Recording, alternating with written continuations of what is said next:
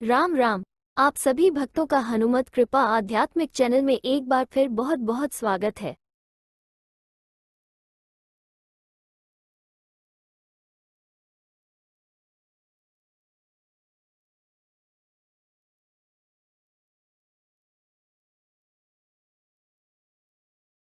हनुमान जी सनातन धर्मी हिंदुओं के जन देवता हैं, यानी सबके देवता। किसी भी ऋतु, किसी भी काल, किसी भी पर्व उत्सव में हनुमान जी उसी तरह सम्मिलित होते हैं जिस तरह उनके भक्तजन उसमें शामिल होते हैं। भगवान तो भक्त की ही तो भावाभिव्यक्ति है। वह भक्त की श्रद्धा और विश्वास का जीवंत स्वरूप है। हनुमान जी तो घट घट वासी हैं, अंतर्यामी हैं, सबके दिल की बात जानते और समझते हैं। वे परम वीतरागी हैं, संसार के बंधनों में नहीं फंसते लेकिन भक्ति के बंधन में तो फंस ही जाते हैं।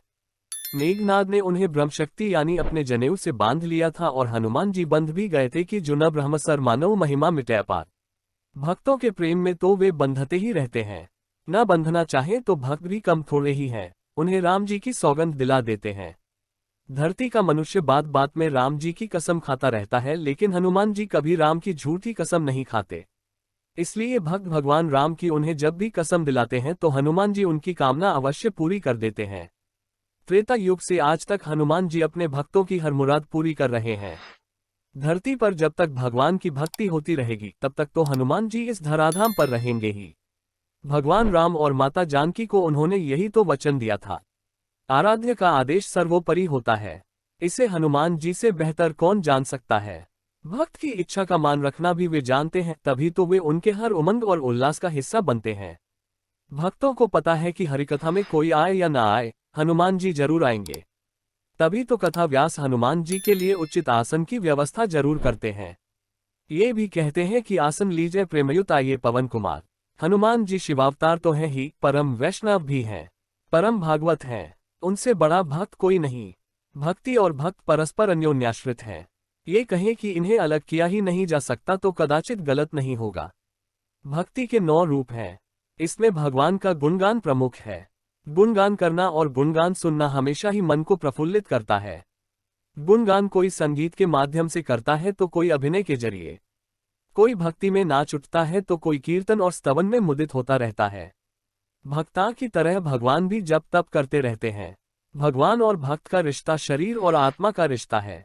हनुमान जी तो सबकी अपेक्षाओं, आशा आकांक्षाओं के देवता हैं, सबकी मान्यताओं और परंपराओं के देवता हैं, सबके सुख दुख में सहयोगी रहते हैं। देश में जितने मंदिर हनुमान जी के आराध्य भगवान राम के नहीं, उससे कहीं अधिक मंदिर राम भक्त हनुमान के हैं। इस समय देश भर में नवरात्र मनाई जा रही है। हिंदुओं का नया साल शुरू हो गया है। मंदिरों में देवी पूजा के साथ ही हनुमान जी की भी पूजा हो रही है। हनुमान जी साक्षात शिव हैं, अष्ट सिद्धि नवनिधि के दाता हैं। मां भगवती भी अष्ट सिद्धि और नव निधियों की ही आराधना की जाती है। नवरात्र के 8वें दिन गौरी कन्याओं के साथ हनुमत स्वरूप लांगुलिये अर्थात छोटे बच्चे की भी पूजा होती है। इसके बिना गौरी पूजन का फल नहीं मिलता। इससे पता चलता है कि भगवती दुर्गा को हनुमान जी कितने प्रिय है। उनके मंदिर के ध्वज पर भी हनुमान जी महाराज विराजित रहते हैं। चैत्र माह हनुमान जी को बहुत प्रिय है। इसी माह की नवमी तिथि को भगवान राम का जन्म हुआ था। जिस रामावतार को देखने के लिए भगवान शिव ने अपनी ही देह से वानर रूप प्रकट किया था और जिसे नचाते हुए वे अयोध्या आए थे, उस अयोध्या समेत पूरे देश में राम जन्म का आयोजन हो तो इससे हनुमान जी से अधिक सुख और भला किसे मिल सकता है। धर्म ग्रंथों में इस बात का जिक्र मिलता है कि हनुमान जी हर रामनवमी को अयोध्या में भंडारे का आयोजन करते हैं। इसी तरह के एक भंडारे में उनकी मुलाकात भगवान श्री कृष्ण और देवर्षि नारद से हुई थी। अयोध्या में होली और दीपावली की शुरुआत ही हनुमानगढ़ी से होती है। हनुमानगढ़ी से ही होली के जुलूस निकलते हैं। बालाजी हनुमान मंदिर में होली का उल्लास देखते ही बनता है। अगर यह कहा जाए कि हनुमान जी होली भी मनाते हैं और दिवाली भी। जब भगवान राम माता सीता के साथ परिजनों पुरजनों के साथ होली खेलकर आनंद की अनुभूति करते हैं तो हनुमान जी महाराज इस सुख से वंचित कैसे रह सकते हैं। माता जानकी से उन्होंने पूछा था कि वे अपने माथे पर सिंदूर क्यों लगाती है, तो मां का जवाब था कि प्रभु राम को ये बेहद पसंद है और इसके बाद उन्होंने अपने पूरे शरीर पर सिंदूर लगा लिया था। सीता जी उनकी सरलता देखकर हंस पड़ी थी। अयोध्या वासी राम के आगमन की खुशी में दिया जलाते हैं तो हनुमान जी उसमें शरीक क्यों न हो। जब चैता गीत हरे राम के साथ गाया जाएगा तो हनुमान जी क्यों न थिरके। होली वैसे भी सामान्य पर्व नहीं है, ये रंग चिकित्सा पर्व है। त्वचा के विकार से बचने और बचाने का पर्व है। उमंग और उल्लास के साथ ही होली उपासना पर्व भी है। इसमें अपने को प्रकट करने की, लोगों से मिलने की, उनके पास जाने की, उनसे गले मिलने की जो खासियत है वह अन्य किसी पर्व में नहीं है। उपासना का मतलब तो यही है कि ईश्वर के पास बैठा जाए। होली तो हमें सभी के पास, सभी के साथ ला देती है। यही एक ऐसा पर्व है जिसमें सबका साथ भी होता है और सबका विश्वास भी होता है।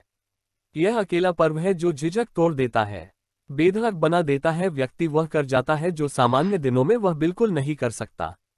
इसीलिए तो कहा जाता है कि होली सामान्य पर्व नहीं है, ये रंग पर्व है, सबरंग पर्व है, उमंग और उल्लास का पर्व है, अभिव्यक्ति का पर्व है, दमित इच्छाओं को प्रकट करने का पर्व है, उल्लास को अंदर से बाहर लाने का पर्व है। यही एक ऐसा पर्व है जिसमें व्यक्ति चेहरे से नहीं, अपने खुलेपन से पहचाना जाता है। इस पर्व में चेहरा नहीं, सिर्फ व्यक्ति होता है। रंगा पुता व्यक्ति, व्यक्ति नहीं, समूह, एक भीड़। उसे हम हुड़दंगी, खिलंदड़ी और कौतुकी भीड़ भी कह सकते हैं। होली संभ्रांतों का खेल नहीं है, ये तो सामान्य जन का असामान्य मेल मिलाप है। यहाँ गीत गोविंद है, जोगिरा है, विगलित होते द्वेष भाव हैं। इस खेल में कोई भेदभाव नहीं, सभी अपने हैं, कोई पराया नहीं। हम सब मनुष्य क्या हैं? भटके हुए देवता ही तो हैं। हर मनुष्य, हर प्राणी में वह परमपिता परमेश्वर ही तो निवास कर रहा है। भगवान श्री कृष्ण ने जब शारद पूर्णिमा की रात में महारास रचाया था तो जड़, जंगम, स्थावर सभी नाच उठे थे। प्रकृति का हर जीव प्रफुल्लित प्रमुदित हो उठा था। गोपियां तो जैसे सुध बुध ही खो बैठी थीं। जो जिस स्थिति में थी उसी स्थिति में चली आई थी। ब्रह्मा का बुलावा आए तो ऐसा ही होता है। कमोवेश यही बात होली के साथ भी है। होली का आमंत्रण हो तो पांव घर में कब टिक पाते हैं। वे नाना करते हुए भी रंग और भान की तरंग में थिरकने के लिए अपने गंतव्य पर पहुंच ही जाते हैं। मनुष्य भी तो ईश्वर का अंश ही है। होली तो युगों युगों से खेली जा रही है, चिरकाल से खेली जा रही है। भगवान श्री कृष्ण ने तो एक रात महारास रचाई थी, लेकिन मनुष्य तो हर साल होली मनाता है। और उनके साथ होते हैं भक्त वत्सल हनुमान। उन्हें पता ही कि रहना तो इस घर धाम पर ही है, फिर इस धरा के लोगों के रंग में क्यों न रंग जाए।